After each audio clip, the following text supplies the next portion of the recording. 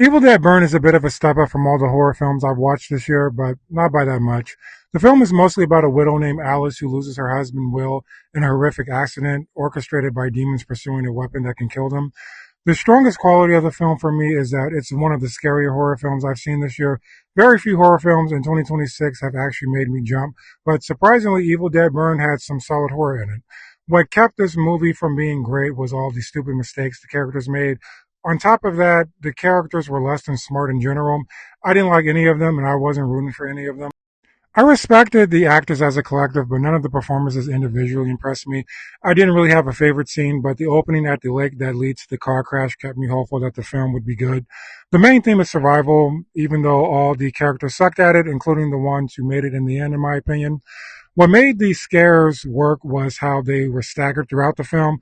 The anticipation during the build-up made it even stronger. Shock and astonishment are what have been missing from horror this year, from my point of view, and I'm grateful that Evil Dead Burn brought that to the forefront, even if I'm not the biggest fan of the plot or the characters. As far as atmosphere goes, I thought they could have done better than the old beat up house. The bar restaurant and the beginning would have been a far better setting for most of the horror scenes, in my opinion. The lighting also threw me off. The abrupt switching from day to night and the second act felt like bad editing. Evil Dead Burn restoring a little bit of my faith in the horror genre this year is much appreciated, but between the plot, the daftness of the characters, and the technical aspects I took issue with, I'm giving it a 2.5 out of 5.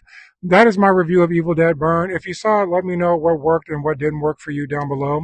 Later today, I will be cleansing my palate with my review of the new comedy The Invite, starring Seth Rogen and Olivia Wilde. Until then, peace.